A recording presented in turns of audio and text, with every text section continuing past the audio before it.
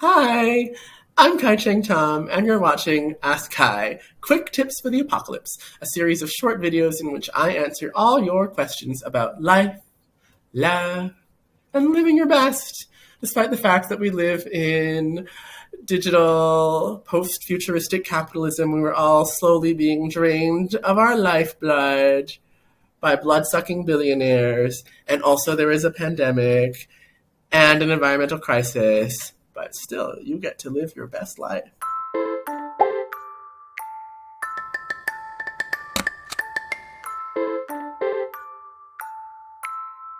So today's question is kind of juicy and spicy. It comes from a reader who says, "So Kai, I've been having a lot of Grindr hookups lately where the hookups come to my house and they look nothing like their photos. Am I allowed to send them home?" So I just think that this question is spectacularly honest about some of the awkward and challenging difficulties of being a sexual person in the online hookup era. But let's just be honest. It happens sometimes that people, for whatever reason, they have photos and then they arrive in person and you're like, I was attracted to your photo. I'm not attracted to you in the flesh life. And so I when I look at this question, I just really appreciate it. I love all questions that just cut right to the heart of things. Like, this is awkward. How do I deal with it? Because I think it's something that we all really deal with. And, I think this is true. This was true when people were going on, I guess they called them blind dates. I'm not that old. But I think this has been a history since the dawn of time. People have been like, wow, I'm not attracted to my date. How do I deal with this? So it is better to not be in the awkward situation of someone arriving to have sex with you and you don't like how they look.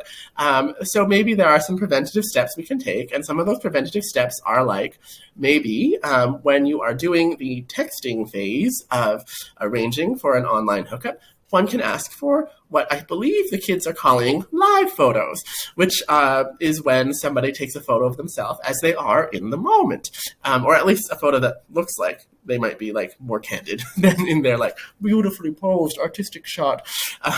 And there are clever and also fairly truthful ways of phrasing that. So it's not I want to see how pretty you really are, because we don't really want to do that. Let's be kind, right? But we can say in graceful ways I would like to send you a live shot if that's okay with you. I would also really like to receive one before meeting you. And we can set that as a boundary. And we can also say, this is partly for safety and also partly I just want to see what you look like. It's okay to be honest about that. But also it is actually a good safety practice to ask someone for a live shot. I always ask people that I'm about to meet for the first time, whether or not it's for a hookup or a date or whatever that I've met online, to send me a photo of themselves drinking a glass of water. I just think it's cute. I like the idea of people drinking water in their homes. I like to see what they really look like. I want to know that they are real and not catfishing me.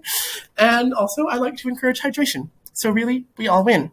You can also ask for a video conversation, because there's really no way, or I don't think there are many ways that someone can fail to show you what they really look like if you're having a live video conversation. And once again, the video conversation can be kind of phrased in these terms of, I'd like to get to know someone a little bit better before I meet them in person. I just think that's fair. And inside that, I'd like to get to know them are safety reasons, aesthetic reasons, and just is this a click reasons? Honestly, sometimes people can show up to one's home and you've never met them and you're like, wow, I really don't like your personality, in addition to maybe not liking the way they look. And that's all okay. We can sort of avoid these things sometimes when we meet on video first. Now, for whatever reason, maybe these fail safes still fail, or maybe someone is like, no, I'm very shy about video and I don't want to see myself on the screen. And then you're like, okay, well, I guess I can't force you to be on video, but I still want to maybe hook up with you. And so I want to say, the default assumption that I go into sexual situations with, or romantic situations with, is that we are at any given time allowed to change our minds. And this may seem obvious to some of you and less obvious to others, but I think it's really worth saying over and over again. Consent is an ongoing dynamic process, and we are always allowed to change our minds. That's okay. And there is no reason that you should have to have sex or intimacy with anyone when you're not feeling it, just to like make them feel better about themselves. And let's just be honest, like if they really knew that's what was going on, they probably would not feel better about themselves. Nobody wants to be like, oh yes, I went over and had a pity hookup. Someone pitied me and hooked up with me. Like, that generally doesn't help one's self-esteem. So, and it actually does come across often, even if you're pretending it doesn't, it often does actually make itself known to the person in some way or another.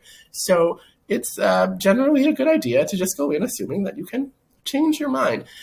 When I, for example, am negotiating an online hookup, I always just like to say, like before someone comes over for a date or something, I'm like, oh, and just I just wanted to make it clear that when we're together in person, we're not guaranteed to have sex. You don't have to have sex with me, and I don't have to have sex with you unless we're feeling the vibe. And I think just saying that explicitly reminds the person on the other end that they too are allowed to change their mind, and that I might change my mind, and then they arrive not thinking like, well, I came all this way, so now we have to, right?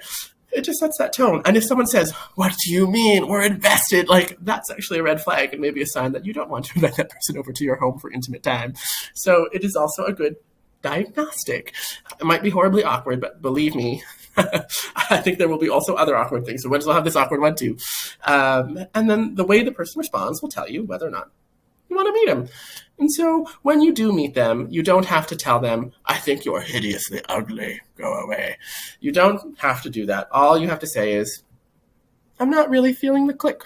I'm not feeling a spark. I'm not feeling the vibe. Thank you for coming over. Let's have a glass of water. If you want to entertain that, or, let's have a drink or something. It was really nice to meet you. Thanks for taking the time. Have a good night. All right, that's it for today. You've been watching Ask Kai, quick tips for the apocalypse. Stay safe, wear your mask, but also, maybe see some friends. Breathe the fresh air. Eat a food. The world is dying, but you can live.